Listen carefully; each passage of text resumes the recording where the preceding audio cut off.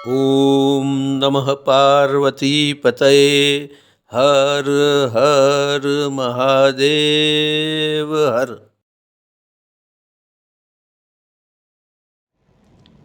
नमस्कार मित्रों, astro direction channel में फिर से आपका स्वागत है।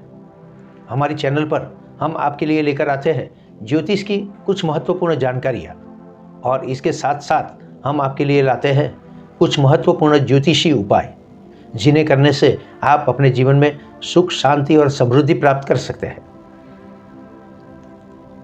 आज इस वीडियो में हम बात करेंगे पितृपक्ष के बारे में। मित्रों, पितृपक्ष वो समय है जब हम अपने पूर्वजों की आत्मा की शांति के लिए श्राद्ध और तर्पण करते हैं। इससे उनकी आत्मा को शांति मिलती है और हमें उनके आशीर्वाद मिलते हैं। उन्हीं के आशीर्वाद की बदौलत हम जीवन में सुख, शांति और समृद्धि के साथ साथ प्रगति भी प्राप्त करते हैं।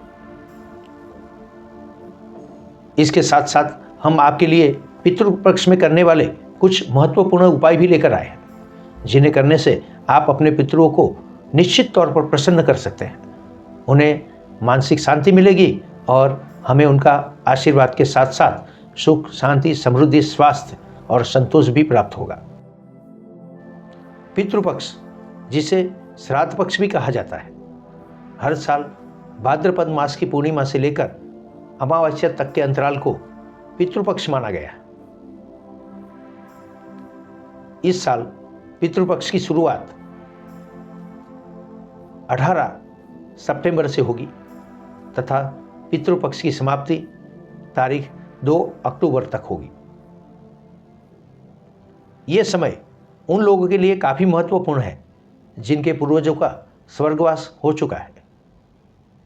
इस समय दरमियान उन पूर्वजों की आत्मा की शांति के लिए तथा मोक्ष प्राप्ति के लिए तर्पण तथा श्राद्ध किया जाता है।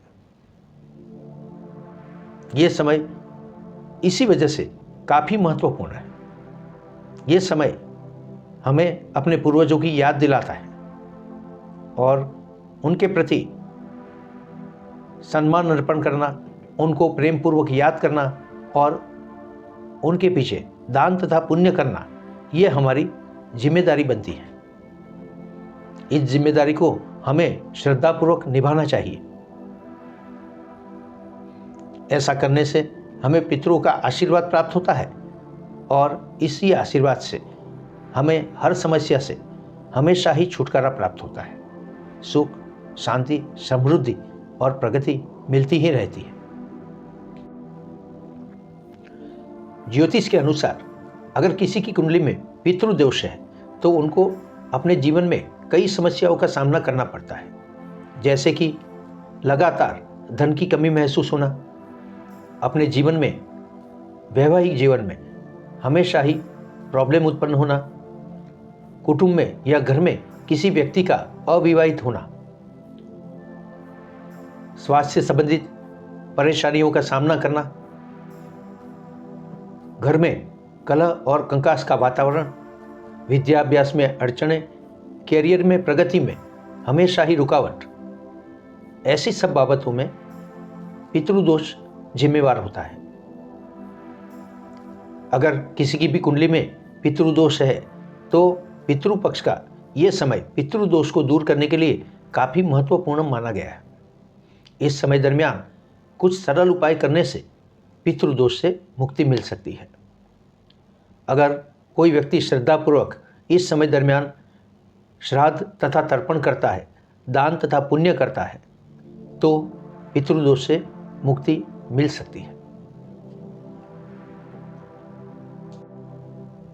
आगे चलकर हम आपको बताते हैं कुछ सरल परंतु प्रभावी उपाय जिससे पितृदोष से मुक्ति मिल सकती है और आपके पूर्वजों को शांति तथा मोक्ष प्राप्त हो सकता है। आपके जीवन में प्रगति आ सकती है। पहला उपाय है तर्पण।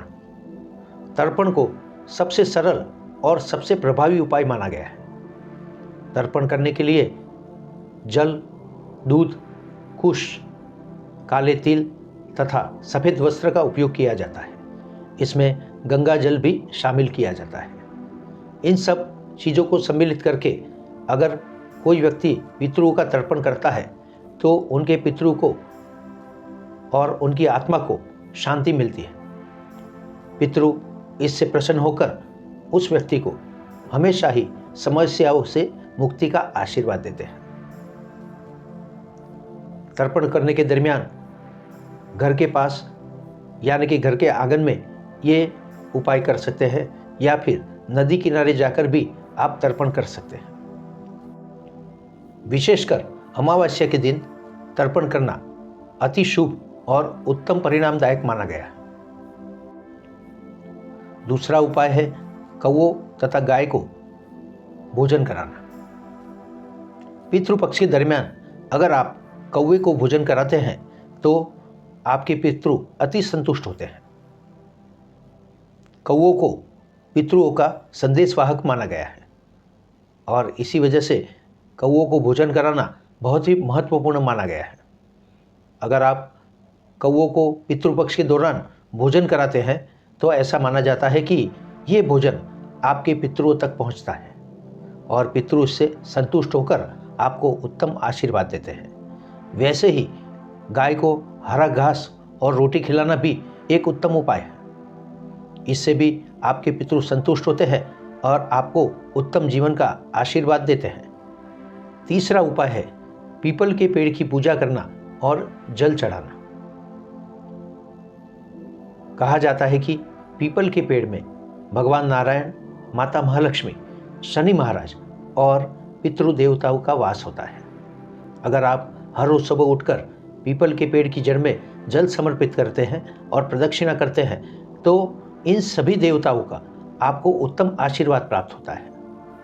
अगर आप पितृपक्ष के दरमियान सुबह उठकर पीपल के पेड़ के नीचे घी का दीपक जलाते हैं और पीपल की जड़ में जल समर्पित करते हैं तथा साथ साथ पीपल के पेड़ की प्रदक्षिणा करते हैं तो इससे खासकर आपके पितृ बहुत ही प्रसन्न होते हैं। आपको पीपल के पेड़ के नीचे ओम पितृदेवाय नमः मंत्र का जाप करना चाहिए। इससे आपके पितृ हमेशा ही प्रसन्न रहेंगे और आपको उत्तम जीवन का आशीर्वाद देंगे। चौथा उपाय है गरीबों और ब्राह्मणों को भोजन कराना। पितृपक्ष के दरमियान खास करके गरीबों को या फिर ब्राह्मणों को भोजन कराना अत्यंत शुभ माना गया है। जिस घर में ब्राह्मण देवता पितृपक्ष के दरमियान भोजन करते हैं उस घर में हमेशा ही लक्ष्मी का निवास होता है। पितृपक्ष के दरमियान खास करके दूध से बनी किसी मिठाई का भोजन कराने से उत्तम आशीर्वाद प्राप्त होते हैं। ऐसा करने से आपके पितृ अत्यंत प्रसन्न होते हैं और संतोष प्राप्त करते हैं और उनका यही संतोष आपके जीवन के प्रगति का आधार बनता है। गरीबों तथा ब्राह्मणों को भोजन कराने के बाद उनको आर्थिक सहायता करके खुश करना चाहिए। ऐसा करने से पितृपक्ष में हमेशा ही आपको उत्तम परिणाम प्राप्त होते हैं। पांचवा उपाय है रुद्राभिषेक करना। जैसे शिव को प्रसन्न करने के लिए रुद्राभिषेक किया जाता है वैसे ही पितरों की आत्मा की शांति के लिए और उनकी प्रसन्नता के लिए भी रुद्राभिषेक किया जाता है। रुद्राभिषेक करने के लिए जल, दूध तथा बेलपत्र को शिवलिंग पर चढ़ाया जाता है, अर्पण किया जाता है और ओम नमः शिवाय मंत्र का जाप किया जाता है।